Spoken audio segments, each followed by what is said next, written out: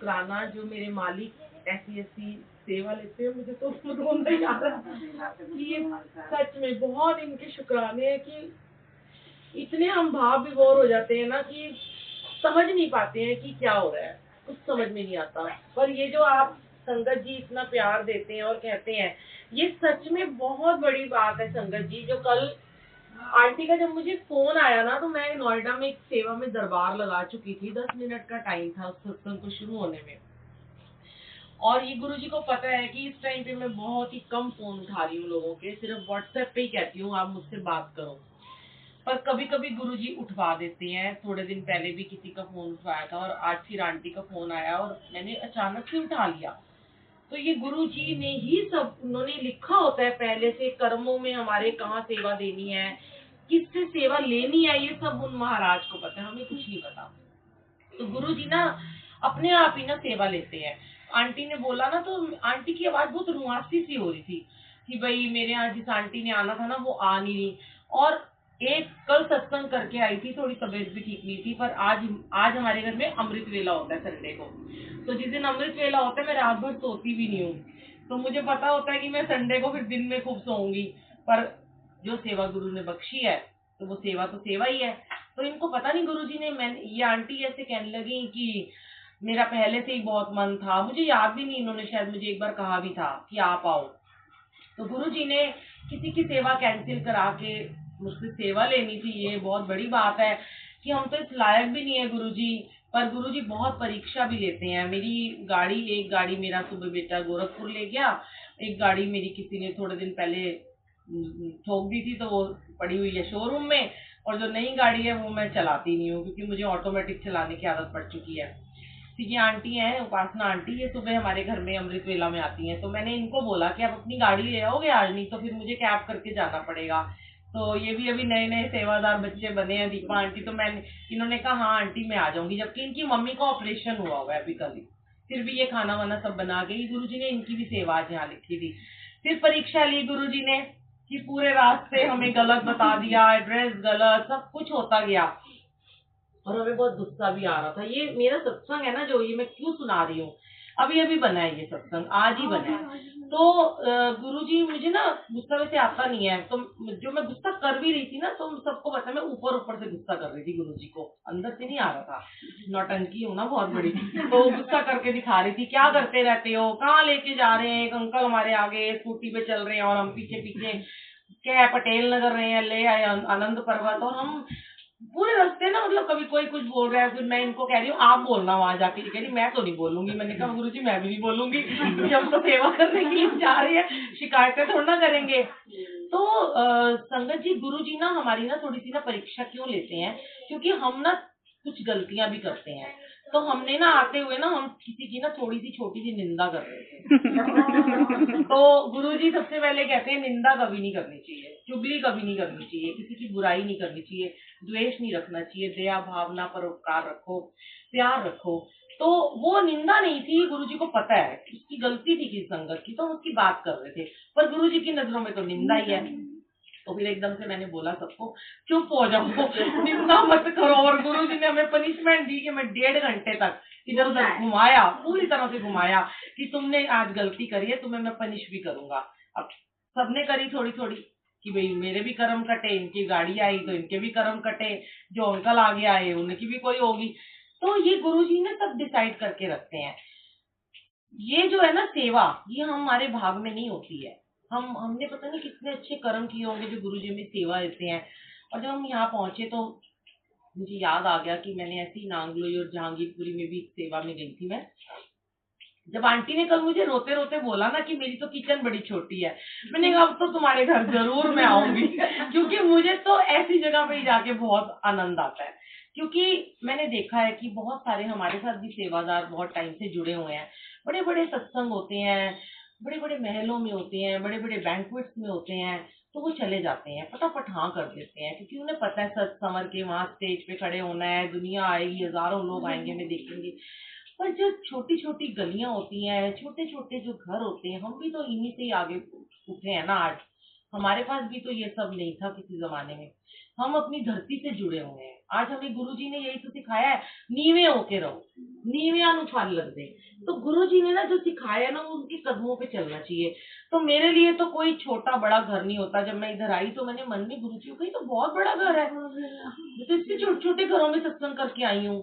कुछ भी नहीं, मतलब 4 लोगों के बैठने की जगह नहीं होती और ऐसे लॉबी में लोग बैठे होते हैं, और ऐसे ही सेम किचन थी। पर गुरुजी ने बड़ी ब्लेसिंग वहां पे दी। गुरुजी ना भाव देखते हैं। गुरुजी ये नहीं देखते तुमने सोफा रखा नहीं रखा। हम ही इंसान है, इतने ना शुक्र होते हैं कि हम अपने मन में ना सोचते हैं कि हमारा आज परमात्मा आएगा, आज हमारा रब आएगा, तो हम उसको कहाँ पे बिठाएंगे। पर ना गुरुजी ना सिर्फ भाव देखते हैं। संगत इतना बड़ा लगने लग गया है और देखो जगह गुरुजी ना सिर्फ भाव देखते हैं। गुरुजी देखते हैं कि ना तेरा भाव कैसा है, कि तुम मुझे जमीन पे बिठाओगे ना, मैं उसमें भी खुश हो जाऊंगा। तो फिर हमने यहाँ की गद्दी लगाई, कभी इधर लगा रहे कभी इधर। तो गुरुजी अपनी जगह ना खुद ही बना लेते हैं, हमें नहीं कुछ करना पड़ता। चोला भी गुरुजी, आज जब पहले चोला निकाला, सब कुछ तय लगा के मेड से रखवा दिया। फिर जब अपने कपड़े निकाले, जब प्रेस कर रही थी, तो मैंने कहा ओ मैंने तो चोला ही पिंक निकाला। गुरुजी आज तो आपकी और मेरी मैचिंग होने वाली है। मेरे भी और इनकी भी सबकी मैचिंग थी। तो संगत जी, फिर ना उसके बाद जो मैं सत्संग पूरा करती हूँ, इसको कोई ये ना समझे कि कोई किसी की बुराई है, कोई अच्छाई है। हम सब में बुराई है। हम सभी पाप से भरे हुए घड़े हैं, क्योंकि हम लोग इस गंदगी में रहते हैं। ये जो आज आपने शब्द गुरबानी सुनी है ना, ये आपके जीवन की मैल को दूर करती है, आपके अंदर की नेगेटिविटी को हटाती है, आपके अंदर की गंदगी को दूर करती है। शब्द पंजाबी में हो, हिंदी में हो, समझ आए ना आए, आपको सुनना जरूरी है। वो आपके अंदर, आपके माइंड को, आपकी सोल को पवित्र करते हैं, आपकी पूरी नेगेटिविटी को निकाल देते हैं, गंद निकालते हैं। हम गंदे लोग हैं, हम जिंदगी में गंद से भरे हुए, क्योंकि हम दिन रात परेशानियों में रहते हैं, निंदा में रहते हैं, जेलस में रहते हैं। और गुरुजी ने सिर्फ ये सिखाया है, अहम छोड़ो, जेलस छोड़ो, निंदा चुगली छोड़ दो, प्यार से रहो। चाहे कोई कैसा भी तुम्हारे पास वक्त आए ना, कैसा भी वक्त आए, प्यार करना मत छोड़ो, प्रेम करना मत भूलो। तो मैं ना जब यहाँ पे आई तो मैंने कहा गुरुजी आज कोई लीला है आपकी ना, क्या आप मुझे कैसे यहाँ पे आज आपने इतने टाइम के बाद बुलाया। अभी मैं यूएस से चली गई थी, तो फिर वहाँ लॉकडाउन था, फिर सत्संग बंद हो गए, अभी थोड़ी थोड़ी सेवा शुरू हो रही है 10-15 संगत के साथ में। तो जब इधर आए, ये आंटी भी बड़ी खुश हो गई, आंटी थैंक यू, आप मुझे सेवा में ऐसे लेके आए। मैंने कहा गुरु जी का थैंक यू है। तो सब कुछ हो गया, गद्दी लग गई, तो गुरुजी ने ना मुझे नीचे भेजा वॉशरूम में, कि सीढ़ियां उतर के, मैं थोड़ा सीढ़ियां वड़ियां कम ही चढ़ती उतरती हूँ, इतनी ऊंची ऊंची सीढ़ियां तो कोशिश करती हूँ ना ही चढ़ू, ना ही जाती, पर भेजा उन्होंने मुझे। फिर मैंने आंटी से कहा बाल्टियां बाल्टियां सब रास्ते से हटा दो। तो फिर मैंने देखा कि आंटी की जो अंकल की मम्मी है, वो उदास सी बैठी हुई थी। तो हम कभी ये नहीं शेयर करते सत्संग में कि क्या प्रॉब्लम है, ठीक है, प्रॉब्लम हर घर में होती है। बस मैंने आंटी को इतना ही बोला, आंटी आप सत्संग में आना। तो आंटी कहती है कि नहीं बेटा, मैं यहीं से सुन लूंगी। मैंने कहा आंटी मैं नहीं बुला रही, आपको ना गुरुजी बुला रहे हैं। तो फिर आंटी कहती है कि नहीं नहीं नहीं। तो आंटी थोड़ी रुआसी होगी, हो सकता है मन शुद्ध होगा उनका, हो जाता है कभी कभी मन हमारा भी उदास हो जाता है, मेरा भी हो जाता है। तो मैंने कहा आंटी छोड़ो दुनियादारी को, मेरे को देखो मैंने सारी दुनियादारी छोड़ दी, मेरा भी कोई नहीं बचपन से, ये सब मोह ममता होती है, इसको छोड़ दो और सिर्फ अपने गुरु के लिए आना है। आज गुरु की बानी सुननी है। और मैं आंटी के लिए घर से लॉकेट लेके आई थी माला में, तो मैंने कहा ये तो आपके लिए शायद लिखा था, इनके गले में पहना दिया। फिर इनको तैयार किया, इनको जबरदस्ती ऊपर लेके, आंटी कहती नहीं मैं यही सुन लूंगी। मैंने कहा आंटी नहीं। फिर ठीक है, बच्चों को भी समझना चाहिए, बड़ों को भी समझना चाहिए, अंडरस्टैंडिंग होती है, गुरुजी सब करा देंगे, हमें किसी की उसमें नहीं पड़ना चाहिए, क्योंकि ये ना वक्त होता है, ये हमारे कर्म होते हैं। मैं आपको ये क्यों सुना रही हूँ सत्संग, शायद आप लोगों को अपने प्रश्नों के ना उत्तर मिलेंगे इससे ना। गुरुजी कहते हैं कि ना प्रारब्ध के तुम्हारे कर्म है ना, तुम्हें कटवाने बहुत जरूरी है, तुम इनसे भाग नहीं सकते। आंटी आप भी सुनिएगा, एक हस्बैंड वाइफ थे, गुरुजी के टाइम पे एक लड़की थी। तो उसकी मम्मी ना रोज जाती थी गुरुजी के दरबार में, और उनको कहती थी कि मेरी बेटी की शादी करवा दो। तो गुरुजी कहते थे कि अभी ना इसकी शादी का वक्त नहीं है। और वो इतनी सेवा करती थी गुरुजी की, और पीछे पड़ जाती थी कि इसकी शादी जल्दी कर दो, मैं पता नहीं देख भी पाऊंगी कि नहीं। अरदासें कर करके गुरुजी ने कहा चल मैं इसकी शादी ब्लेस कर देता हूँ, गुरुजी के तो हाथ में सब कुछ है। गुरुजी ने उसकी शादी ब्लेस कर दी। अब उसकी शादी हो गई, थोड़े टाइम रही, 1 साल भी नहीं रही, वो उनकी लड़ाइयाँ शुरू हो गई आपस में। तो फिर वो आंटी गुरुजी के पास आई, कहती भी मेरी बेटी तो ना बहुत दुखी है उस घर में ना, तो गुरुजी ने उस लड़की को अपने पास बुलाया और उसको बोला कि तू सस दी सेवा कर दी है? कहती कि कर ही लेनी आ। गुरुजी कहते कि किन्ने बजे सो के उठदी है? तो कहती है मेरी नींदर ही नहीं खुलती, असि राती देर नाल सोने आ। तो फिर गुरुजी ने उसे बड़े प्यार से समझाया कि तू मम्मी के घर में कितने दिन आके रहती है? तो वो कहती है, उसकी माँ कहती है कि मैं तो अकेली हूँ, मेरा तो दिल ही नहीं लगता, ये तो अक्सर मेरे घर में आ जाती है। तो फिर गुरुजी ने उसको बोला, ये गुरुजी का सच्चा वाला सत्संग है, मैं बना के नहीं सुना रही आपको। तो फिर गुरुजी ने बोला कि ਧੀਆਂ ਆਪਣੇ ਘਰ ਹੀ ਚੰਗੀਆਂ ਲੱਗਦੀਆਂ ਨੇ, ਤੂੰ ਆਪਣੇ ਘਰ ਰਿਹਾ ਕਰ, ਹੁਣ ਤੈਨੂੰ ਮਾਂ ਨੇ 25 ਸਾਲ ਰੱਖ ਲਿੱਤਾ ਨਾ, ਹੁਣ ਤੂੰ ਆਪਣੇ ਘਰ ਜਾ ਕੇ ਰਹਿ, ਹੁਣ ਬਾਰ-ਬਾਰ ਨਾ ਇੱਥੇ ਆਇਆ ਕਰ, आई मिली और चली गई।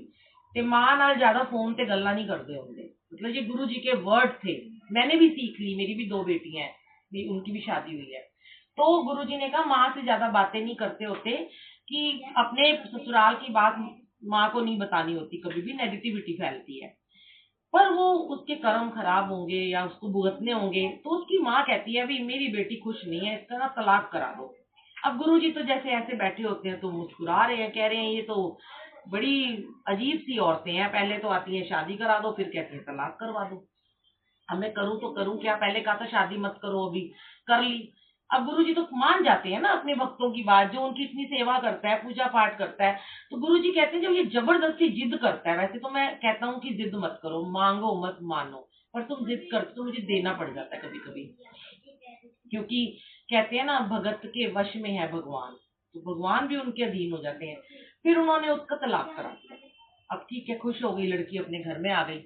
अब थोड़े दिन बीते नहीं, 6 महीने बीते नहीं, माँ फिर आ गई, इसकी दूसरी शादी करा दी। गुरुजी कहते तुमने तमाशा बनाया हुआ है क्या शादी को? शादी करा दो, तलाक करा दो, शादी करा दो, तो कितनी शादियां कराएगी तो इसकी, फिर ये सुखी नहीं रहेगी।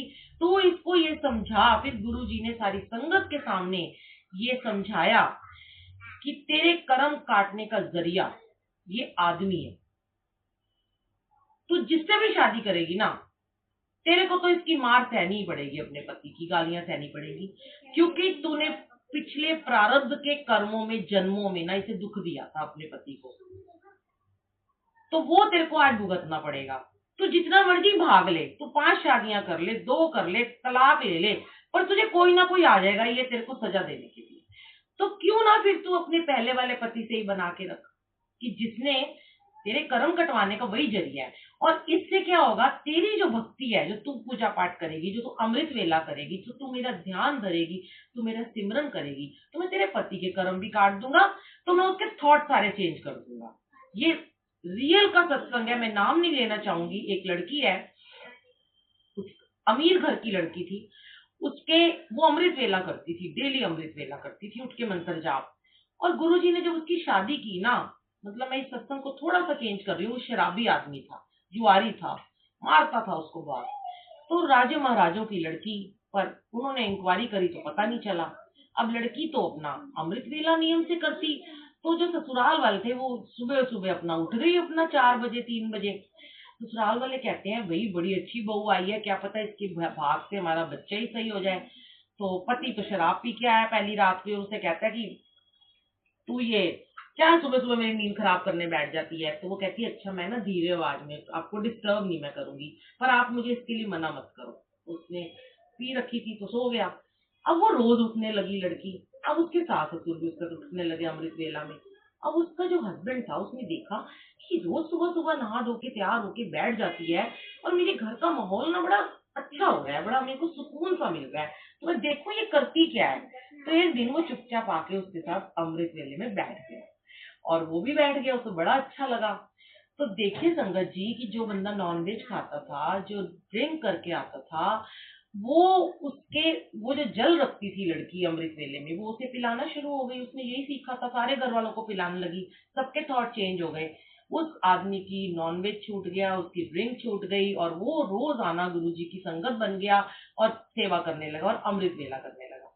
तो इस अमृत वेले में ना इतनी शक्ति है कि अगर किसी के घर में कला कलेश है, किसी के घर में आपस में अनबन है, हो जाती है, हमारी भी तो हो जाती है, हमारी तो अभी तक होती है, 33-34 साल होने वाले हैं शादी को, टैटा टैटा हो ही जाती है थोड़ी सी। तो हमें तो गुरुजी ने एक कमरा ब्लेस किया हुआ है, तो हम तो उसी में जाके बैठ जाते हैं, तो जिसको आना है वो आ जाएगा उधर। तो ठीक है ना, वो मेरे हस्बैंड भी अब जुड़ गए हैं तो हम खत्म कर देते हैं बात को। लेकिन अभी बच्चे होते हैं जो छोटे, उन्हें समझ नहीं होती। इस अवस्था से हम भी सब निकले हुए हैं। सिर्फ गुरुजी ने इतना ही कहा है कि मुझे मनाने से पहले अपने बुजुर्गों को मना लो, अपने माता पिता को सेवा करो। अपने माता पिता को, तुम्हारे माता पिता तुम्हें गालियां भी दे ना बच्चों, अगर तुम्हारे माता पिता तुम्हें कोसते हैं, तुम्हें गाली देते हैं, तुम्हें मार भी देते हैं ना, तब भी ना तुमने उनके लिए कभी कड़वा शब्द नहीं बोलना, कभी नहीं बोलना, याद रखना। क्यों? क्योंकि गुरुजी को वही संगत प्रिय है। गुरुजी कहते हैं मुझे क्यों तुम अपने घर में बुलाते हो, मैं तो तभी प्रसन्न होऊंगा जब तुम्हारी माँ प्रसन्न होगी, तुम्हारा बाप प्रसन्न होगा। क्योंकि असली तो जन्म देने वाले तुम्हें वो है जिन्होंने तुम्हें पाला पोसा। तो सबको बैलेंस करके चलो, गुरुजी ने यही सिखाया है। बड़ों को भी छोटों की बात थोड़ी समझनी चाहिए कि बड़े भी सोचे कि हम भी जमाने के साथ थोड़े चेंज हो जाएं, थोड़े छोटे चेंज कर लें। क्योंकि हमने तो यही सीखा है, मुझे तो मेरे हस्बैंड ने सिखाया। मैं 20 साल की थी जब मेरी शादी हुई थी, 25 साल के मेरे हस्बैंड थे। मुझे कुछ नहीं आता था, ना मेरा कोई था, मैं अनाथ आश्रम में पली लड़की, कोई नहीं था, मुझे कुछ नहीं पता था क्या होता है, क्या घर होता है, क्या फैमिली होती है। मेरे हस्बैंड ने मुझे सब कुछ सिखाया, धीरे धीरे एक एक चीज सिखाई। और बाद में जब थोड़े सालों बाद लोग कहने लगे बताओ बिन माँ की लड़की भी इतनी समझदार है, हर चीज सीखी मैंने अपनी सास से। मतलब हमें बहुत बुरा लगता था क्योंकि हमने ये सब देखा नहीं था, अकेले रहते थे। ऐसे मत करो, ये प्याज ऐसे मत डालो, 2 डालो, 1 डालो, टमाटर मत डालो, मतलब बहुत लड़ाइयाँ हुई, बहुत कुछ हुआ, बहुत नेगेटिविटी थी। पर उन्होंने एक ही बात कही थी कि मेरी माँ को ना यहाँ रखना, तो मैं तुझे यहाँ रखूंगा। वही हमने नियम निभाया कि चाहे वो हमें कुछ भी कहती थी, बहुत बुरा भला कहती थी मेरी सास मुझे, जिंदगी भर कुछ कुछ कहती नहीं, लेकिन जब जाने का वक्त आया तो बोली सबसे अच्छी बहू मेरी यही है। क्योंकि उनकी हर जरूरत का ध्यान हम रखते थे। लड़ाई भी हो जाती थी ना, खाना नहीं ना वो खाती थी ना, पर उनके लिए अगर चप्पल लानी है या कपड़े लाने तो उन ला के देने ही है, अपने लिए नहीं लाने पे उनके लिए लाने हैं। तो ये चीजें होती हैं, छोटी छोटी चीजें होती हैं, गुरुजी सिखाते हैं। आप जब गुरुजी की संगत बन जाते हो ना, जब आप गुरुजी, आप क्यों ये कह सकते हो तभी मान से कि गुरुजी मैं आपकी संगत हूँ।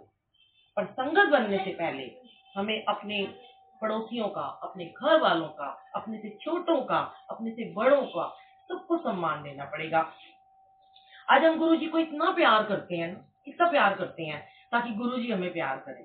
अब गुरुजी तो हमारे सामने नहीं है ना, ये गद्दी लगी है, साक्षात आपको दिखाई तो नहीं दे रहे। आपको एक भाव है कि गुरुजी यहाँ बैठे हैं, आपको एक यहाँ चल रहा है दिमाग में कि मेरे गुरुजी हैं, मेरी हर प्रॉब्लम को सुन रहे हैं, ठीक कर रहे हैं, मैं उनका चोला लगाऊं, मैं उनके लिए भोग बनाऊं, मैं उनको प्यार करूं। यही प्यार आपको अपने बड़ों के साथ करना है। वो सोचो कि वो है ही नहीं, वो सोल है।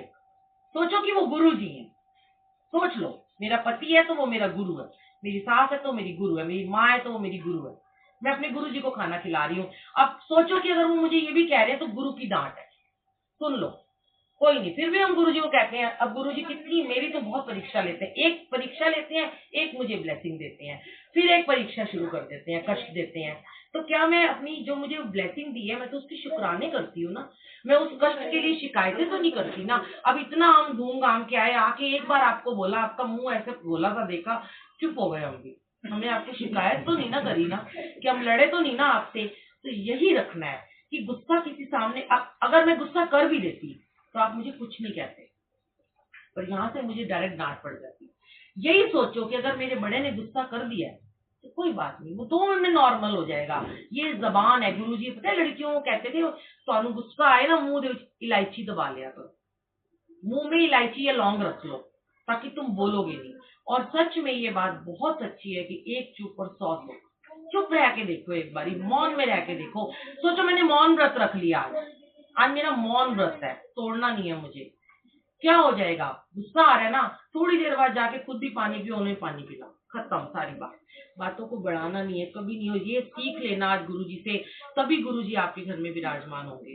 कि मैं सच में, मेरी ये सेवा थी आज गुरुजी की, आज गुरुजी ने सच्ची सेवा मुझसे ली है। और जब मैं यहाँ आई ना, गद्दी लगा के क्वेश्चन किया, गुरुजी आज यहाँ कैसे बुलाया? तो गुरुजी ने जब मुझे आंटी को बुलाने भेजा तो गुरुजी ने मुझे यहाँ बैठे बैठे सत्संग में बोला, मिल गया तुझे जवाब, तुझे मैंने आज यहाँ क्यों बुलाया था? मैंने कहा तो मेरा महा सत्संग हो गया। और दोनों समझनों ने जोत जगाई है खड़े होके बहू के साथ। आंटी कहाँ गई है? आंटी तो भाग ही जाती है कोई बात आएंगे।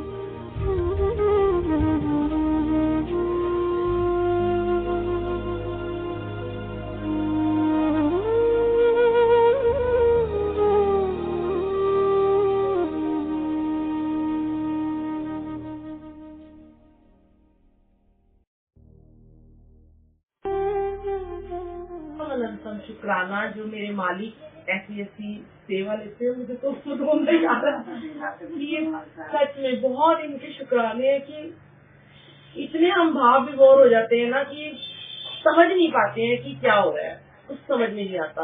और ये जो आप संगत जी इतना प्यार देते हैं और कहते हैं, ये सच में बहुत बड़ी बात है संगत जी। जो कल आंटी का जब मुझे फोन आया ना, तो मैं नोएडा में एक सेवा में दरबार लगा चुकी थी, 10 मिनट का टाइम था उस सत्संग को शुरू होने में। और ये गुरुजी को पता है कि इस टाइम पे मैं बहुत ही कम फोन उठा रही हूँ लोगों के, सिर्फ व्हाट्सएप पे ही कहती हूँ आप मुझसे बात करो। पर कभी कभी गुरुजी उठवा देते हैं। थोड़े दिन पहले भी किसी का फोन उठाया था और आज फिर आंटी का फोन आया और मैंने अचानक से उठा लिया। तो ये गुरुजी ने ही सब, उन्होंने लिखा होता है पहले से कर्मों में हमारे कहाँ सेवा देनी है, किससे सेवा लेनी है, ये सब उन महाराज को पता है, हमें कुछ नहीं पता। तो गुरुजी ना अपने आप ही ना सेवा लेते हैं। आंटी ने बोला ना, तो आंटी की आवाज बहुत रुआसी सी हो रही थी कि भाई मेरे यहाँ जिस आंटी ने आना था ना वो आ नहीं। और एक कल सत्संग करके आई थी, थोड़ी तबीयत भी ठीक नहीं थी, पर आज हमारे घर में अमृत वेला होता है संडे को। तो जिस दिन अमृत वेला होता है मैं रात भर सोती भी नहीं हूँ, तो मुझे पता होता है कि मैं संडे को फिर दिन में खूब सोऊंगी। पर जो सेवा गुरु ने बख्शी है तो वो सेवा तो सेवा ही है। तो इनको पता नहीं गुरुजी ने, ये आंटी ऐसे कहने लगी कि मेरा पहले से ही बहुत मन था, मुझे याद भी नहीं, इन्होंने शायद मुझे एक बार कहा भी था कि आप आओ। तो गुरुजी ने किसी की सेवा कैंसिल करा के मुझसे सेवा लेनी थी, ये बहुत बड़ी बात है कि हम तो इस लायक भी नहीं है गुरुजी। पर गुरुजी बहुत परीक्षा भी देते हैं। मेरी गाड़ी, एक गाड़ी मेरा सुबह बेटा गोरखपुर ले गया, एक गाड़ी मेरी किसी ने थोड़े दिन पहले ठोक दी थी, तो वो पड़ी हुई है शोरूम में। और जो नई गाड़ी है वो मैं चलाती नहीं हूँ क्योंकि मुझे ऑटोमेटिक चलाने की आदत पड़ चुकी है। ये आंटी है उपासना आंटी, ये सुबह हमारे घर में अमृत वेला में आती हैं। तो मैंने इनको बोला कि आप अपनी गाड़ी ले आओगे आज, नहीं तो फिर मुझे कैब करके जाना पड़ेगा। तो ये भी अभी नए नए सेवादार बच्चे बने हैं दीपा आंटी, तो इन्होंने कहा हाँ आंटी मैं आ जाऊंगी, जबकि इनकी मम्मी को ऑपरेशन हुआ हुआ है अभी कभी। फिर भी ये खाना वाना सब बना के गुरुजी ने इनकी भी सेवा आज यहाँ लिखी थी। फिर परीक्षा ली गुरुजी ने कि पूरे रास्ते हमें गलत बता दिया, एड्रेस गलत, सब कुछ होता गया और हमें बहुत गुस्सा भी आ रहा था। ये मेरा सत्संग है ना जो ये मैं क्यों सुना रही हूँ, अभी बना है ये सत्संग, आज ही बना है। तो गुरुजी मुझे ना गुस्सा वैसे आता नहीं है, तो जो मैं गुस्सा कर भी रही थी ना, तो सबको पता मैं ऊपर से गुस्सा कर रही थी, गुरुजी को अंदर से नहीं आ रहा था। नौटंकी हो ना बहुत बड़ी, तो गुस्सा करके दिखा रही थी, क्या करते रहते हो, कहाँ लेके जा रहे हैं। एक अंकल हमारे आगे स्कूटी पे चल रहे हैं और हम पीछे पीछे क्या पटेल नगर रहे हैं, ले आए आनंद पर्वत। और हम पूरे रास्ते ना, मतलब कभी कोई कुछ बोल रहा है, फिर मैं इनको कह रही हूँ आप बोलना वहां जाके, कह रही मैं तो नहीं बोलूंगी। मैंने कहा गुरुजी मैं भी नहीं बोलूंगी, जब तो सेवा करने के लिए जा रही है, शिकायतें थोड़ा ना करेंगे। तो संगत जी गुरुजी ना हमारी ना थोड़ी सी ना परीक्षा क्यों लेते हैं, क्योंकि हम ना कुछ गलतियां भी करते हैं। तो हमने ना आते हुए ना हम किसी की ना थोड़ी सी छोटी सी निंदा कर रहे थे। तो गुरुजी सबसे पहले कहते हैं निंदा कभी नहीं करनी चाहिए, चुगली कभी नहीं करनी चाहिए, किसी की बुराई नहीं करनी चाहिए, द्वेष नहीं रखना चाहिए, दया भावना परोपकार रखो, प्यार रखो। तो वो निंदा नहीं थी, गुरुजी को पता है इसकी गलती थी किस संगत की, तो उसकी बात कर रहे थे, पर गुरुजी की नजरों में तो निंदा ही है। तो फिर एकदम से मैंने बोला सबको चुप हो जाओ, निंदा मत करो। और गुरुजी ने हमें पनिशमेंट दी कि मैं 1.5 घंटे तक इधर उधर घुमाया, पूरी तरह से घुमाया कि तुमने आज गलती करी है, तुम्हें मैं पनिश भी करूंगा।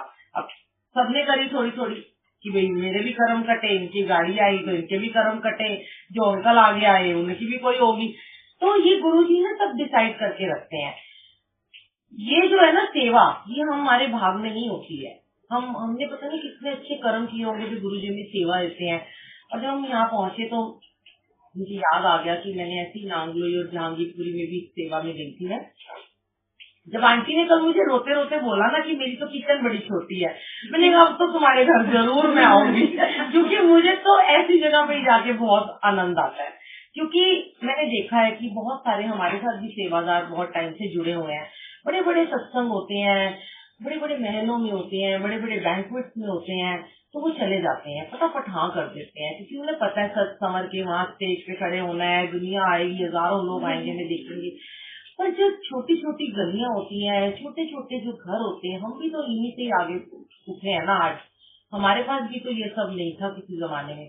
हम अपनी धरती से जुड़े हुए हैं। आज हमें गुरुजी ने यही तो सिखाया है, नीवे होके रहो, नीवे अनुसार लग दे। तो गुरुजी ने ना जो सिखाया है ना, वो उनके कदमों पे चलना चाहिए।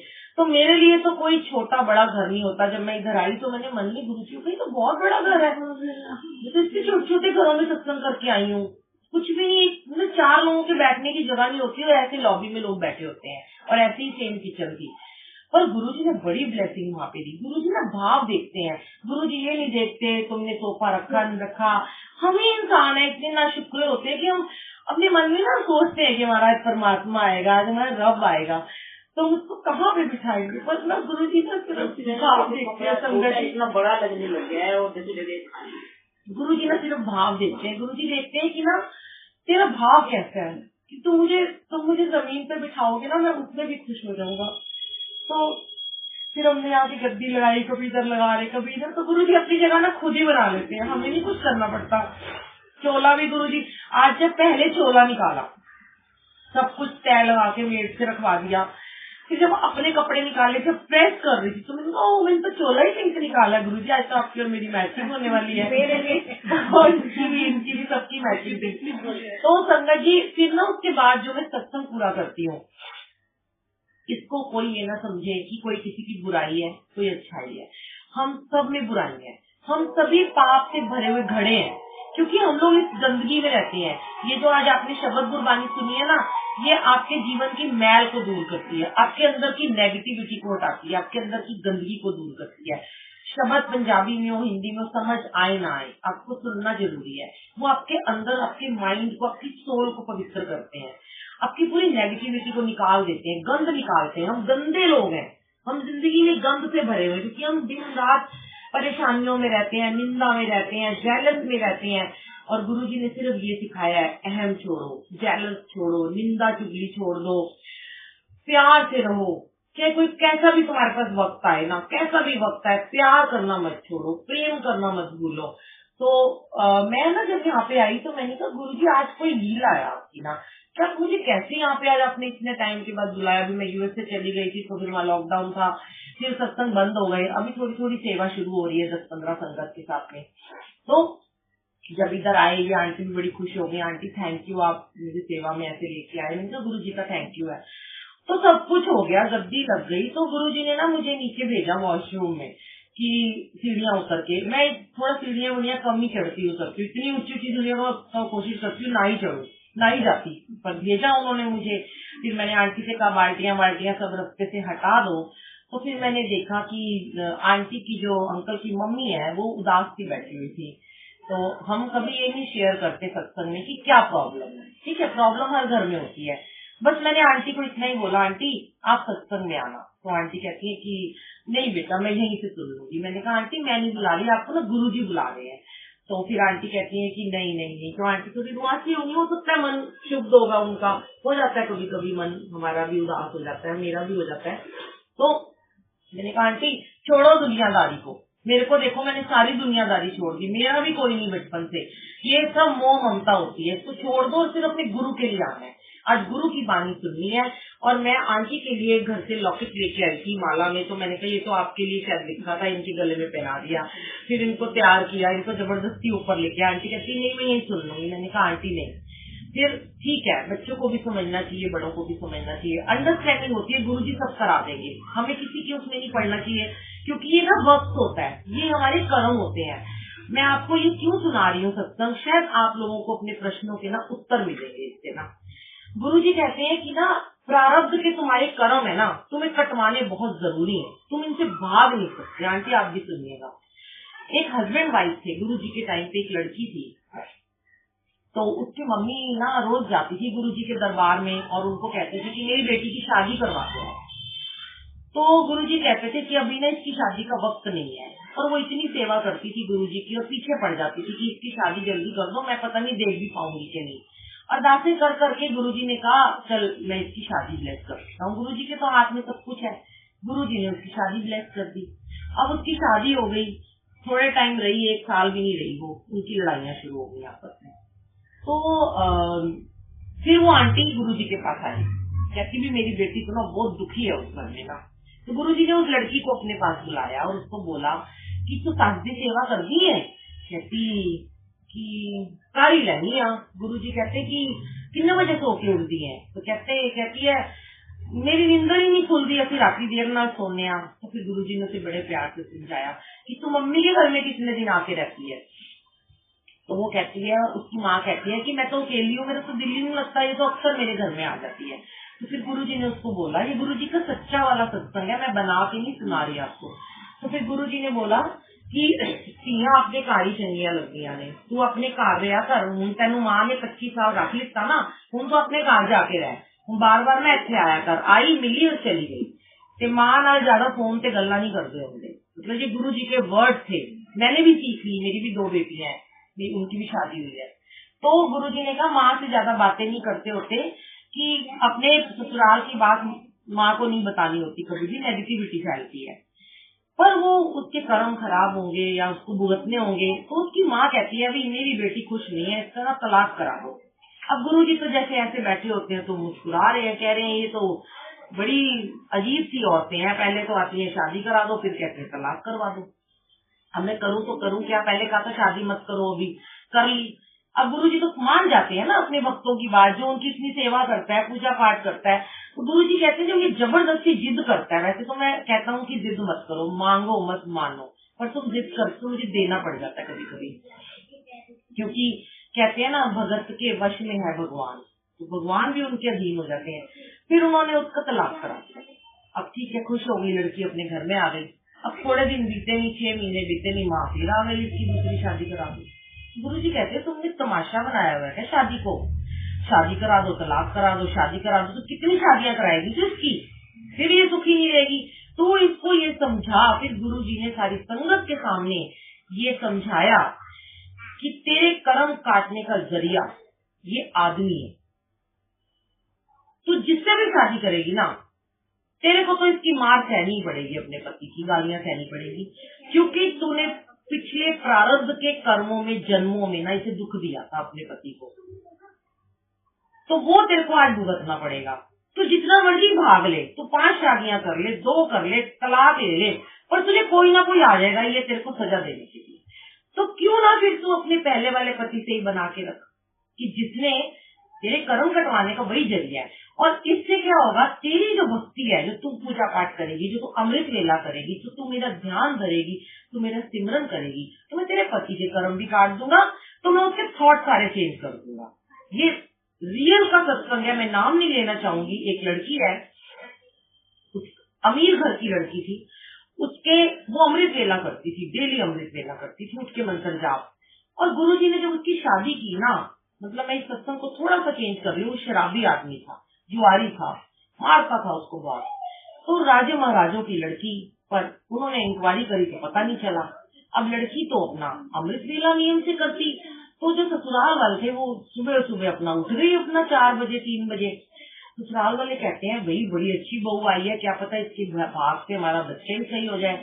तो पति तो शराब पी के आया पहली रात पे, उसे कहता है कि तू ये क्या सुबह सुबह मेरी नींद खराब करने बैठ जाती है। तो वो कहती है अच्छा मैं ना धीरे आवाज में आपको डिस्टर्ब नहीं मैं करूंगी, पर आप मुझे इसके लिए मना मत करो। उसने पी रखी थी तो सो गया। अब वो रोज उठने लगी लड़की, अब उसके साथ उठने लगे अमृत वेला में। अब उसका जो हस्बैंड था उसने देखा कि रोज सुबह सुबह नहा धो के तैयार होके बैठ जाती है, और मेरे घर का माहौल ना बड़ा अच्छा हो गया है, बड़ा मेरे को सुकून सा मिल गया है, तो मैं देखो ये करती क्या है। तो एक दिन वो चुपचाप आके उसके साथ अमृत वेले में बैठ गया, और वो भी बैठ गया, उसे बड़ा अच्छा लगा। तो देखिए संगत जी कि जो बंदा नॉनवेज खाता था, जो ड्रिंक करके आता था, वो उसके वो जो जल रखती थी लड़की अमृत वेले में, वो उसे पिलाना शुरू हो गई। उसने यही सीखा था, सारे घर वालों को पिलाने लगी, सबके थॉट चेंज हो गए। उस आदमी की नॉनवेज छूट गया, उसकी ड्रिंक छूट गई, और वो रोज आना गुरु जी की संगत बन गया और सेवा करने लगा और अमृत वेला करने लगा। तो इस अमृत वेले में ना इतनी शक्ति है कि अगर किसी घर में कला कलेश है, किसी घर में आपस में अनबन है, हो जाती है, हमारी भी तो हो जाती है, हमारी तो अभी तक होती है, 33-34 साल होने वाले हैं शादी को, टैटा हो ही जाती है थोड़ी सी। तो हमें तो गुरुजी ने एक कमरा ब्लेस किया हुआ है, तो हम तो उसी में जाके बैठ जाते हैं, तो जिसको आना है वो आ जाएगा उधर, तो ठीक है ना। वो मेरे हस्बैंड भी अब जुड़ गए हैं, तो हम खत्म कर देते हैं बात को। लेकिन अभी बच्चे होते हैं जो छोटे, उन्हें समझ नहीं होती। इस अवस्था से हम भी सब निकले हुए हैं। सिर्फ गुरुजी ने इतना ही कहा है कि मुझे मनाने से पहले अपने बुजुर्गों को मना लो, अपने माता पिता की सेवा करो। अपने माता पिता को, तुम्हारे माता पिता तुम्हें गालियां भी दे ना बच्चों, अगर तुम्हारे माता पिता तुम्हें कोसते हैं, तुम्हें गाली देते हैं, तुम्हें मार भी देते हैं ना, तब भी ना तुमने उनके लिए कभी कड़वा शब्द नहीं बोलना, कभी नहीं बोलना, याद रखना। क्यों? क्योंकि गुरुजी को वही संगत प्रिय है। गुरुजी कहते हैं मुझे क्यों तुम अपने घर में बुलाते हो, मैं तो तभी प्रसन्न होऊंगा जब तुम्हारी माँ प्रसन्न होगी, तुम्हारा बाप प्रसन्न होगा, क्योंकि असली तो जन्म देने वाले तुम्हें वो है जिन्होंने तुम्हें पाला पोसा। तो सबको बैलेंस करके चलो, गुरुजी ने यही सिखाया है। बड़ों को भी छोटों की बात थोड़ी समझनी चाहिए कि बड़े भी सोचे कि हम भी जमाने के साथ थोड़े चेंज हो जाएं, थोड़े छोटे चेंज कर लें, क्योंकि हमने तो यही सीखा है। मुझे तो मेरे हस्बैंड ने सिखाया। मैं 20 साल की थी जब मेरी शादी हुई थी, 25 साल के मेरे हस्बैंड थे। मुझे कुछ नहीं आता था, ना मेरा कोई था, मैं अनाथ आश्रम में पली लड़की, कोई नहीं था, मुझे कुछ नहीं पता था क्या होता है, क्या घर होता है, क्या फैमिली होती है। मेरे हस्बैंड ने मुझे सब कुछ सिखाया, धीरे धीरे एक एक चीज सिखाई। और बाद में जब थोड़े सालों बाद लोग कहने लगे बताओ बिन माँ की लड़की भी इतनी समझदार है, हर चीज सीखी मैंने अपनी सास से। मतलब हमें बहुत बुरा लगता था क्योंकि हमने ये सब देखा नहीं था, अकेले रहते थे, ऐसे मत करो, ये प्याज ऐसे मत डालो, 2 डालो, 1 डालो, टमाटर मत डालो, मतलब बहुत लड़ाइयाँ हुई, बहुत कुछ हुआ, बहुत नेगेटिविटी थी। पर उन्होंने एक ही बात कही थी कि मेरी माँ को ना यहाँ रखना, तो मैं तुझे यहाँ रखूंगा। वही हमने नियम निभाया कि चाहे वो हमें कुछ भी कहती थी, बहुत बुरा भला कहती थी मेरी सास मुझे, जिंदगी भर कुछ कुछ कहती नहीं, लेकिन जब जाने का वक्त आया तो बोली सबसे अच्छी बहू मेरी यही है, क्योंकि उनकी हर जरूरत का ध्यान हम रखते थे। लड़ाई भी हो जाती थी ना, खाना नहीं ना वो खाती थी ना, पर उनके लिए अगर चप्पल लानी है या कपड़े लाने तो उन ला के देने ही है, अपने लिए नहीं लाने पे उनके लिए लाने हैं। तो ये चीजें होती है, छोटी छोटी चीजें होती है, गुरुजी सिखाते हैं। आप जब गुरुजी की संगत बन जाते हो ना, जब आप गुरुजी, आप क्यों ये कह सकते हो तभी मान से कि गुरुजी मैं आपकी संगत हूँ। पर संगत बनने से पहले हमें अपने पड़ोसियों का, अपने घर वालों का, अपने से छोटों का, अपने से बड़ों का, सबको सम्मान देना पड़ेगा।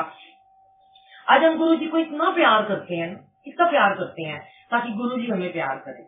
अब गुरुजी तो हमारे सामने नहीं है ना, ये गद्दी लगी है, साक्षात आपको दिखाई तो नहीं दे रहे, आपको एक भाव है कि गुरुजी यहाँ बैठे हैं, आपको एक यहाँ चल रहा है दिमाग में कि मेरे गुरुजी हैं, मेरी हर प्रॉब्लम को सुन रहे हैं, ठीक कर रहे हैं, मैं उनका चोला लगाऊं, मैं उनके लिए भोग बनाऊं, मैं उनको प्यार करूं। यही प्यार आपको अपने बड़ों के साथ करना है। वो सोचो कि वो है ही, वो सोल है, सोचो कि वो गुरुजी है, सोच लो मेरा पति है तो वो मेरा गुरु है, मेरी सास है तो मेरी गुरु है, मेरी माँ है तो वो मेरी गुरु है, मैं अपने गुरुजी को खाना खिला रही हूँ। अब सोचो कि अगर वो मुझे ये भी कह रहे हैं तो गुरु की डांट है, सुन लो, कोई नहीं, फिर भी हम गुरुजी को कहते हैं। अब गुरुजी कितनी, मेरी तो बहुत परीक्षा लेते हैं, एक परीक्षा लेते हैं, एक मुझे ब्लेसिंग देते हैं, फिर एक परीक्षा शुरू कर देते हैं, कष्ट देते हैं। तो क्या मैं अपनी जो मुझे ब्लेसिंग दी है मैं तो उसकी शुक्राने करती हूँ ना, मैं उस कष्ट के लिए शिकायतें तो नहीं करती ना। अब इतना हम धूम धाम के आए, आके एक बार आपको बोला, आपका मुंह ऐसे बोला सा देखा, चुप हो गए होंगे, हमने आपको शिकायत तो नहीं ना करी ना, कि हम लड़े तो नहीं ना आपसे। तो यही रखना है कि गुस्सा किसी सामने, अगर मैं गुस्सा कर भी लेती तो आप मुझे कुछ नहीं कहते, पर यहाँ से मुझे डायरेक्ट डांट पड़ जाती। यही सोचो कि अगर मेरे बड़े ने गुस्सा कर लिया है तो कोई बात नहीं, वो 2 मिनट में नॉर्मल हो जाएगा। ये जबान है, गुरुजी पता है लड़कियों को कहते थे स्वानु गुस्सा आए ना, मुंह इलायची दबा लिया करो, मुंह में इलायची या लौंग रख लो ताकि तुम बोलोगे नहीं। और सच में ये बात बहुत अच्छी है कि एक चुप और 100 लोग, चुप रह के देखो, एक बारी मौन में रह के देखो। सोचो मैंने मौन व्रत रख लिया, आज मेरा मौन व्रत है, तोड़ना नहीं है मुझे, क्या हो जाएगा, गुस्सा आ रहा है ना, थोड़ी देर बाद जाके खुद भी पानी पियो, उन्हें पानी पिला, खत्म सारी बात। बातों को बढ़ाना नहीं है, कभी नहीं हो, ये सीख लेना आज गुरुजी से, तभी गुरुजी आपके घर में विराजमान होंगे। कि मैं सच में, मेरी ये सेवा थी आज गुरुजी की, आज गुरुजी ने सच्ची सेवा मुझसे लिया है। और जब मैं यहाँ आई ना, गद्दी लगा के क्वेश्चन किया, गुरुजी आज यहाँ कैसे बुलाया, तो गुरुजी ने जब मुझे आंटी को बुलाने भेजा तो गुरुजी ने मुझे यहाँ बैठे बैठे सत्संग में बोला, मिल गया तुझे जवाब, तुझे मैंने आज यहाँ क्यों बुलाया था। मैंने कहा तो मेरा महासत्संग हो गया। और दोनों समगनों ने जोर जगाई है खड़े होके बहू के साथ। आंटी कहाँ गई है? आंटी तो भागी जाती है।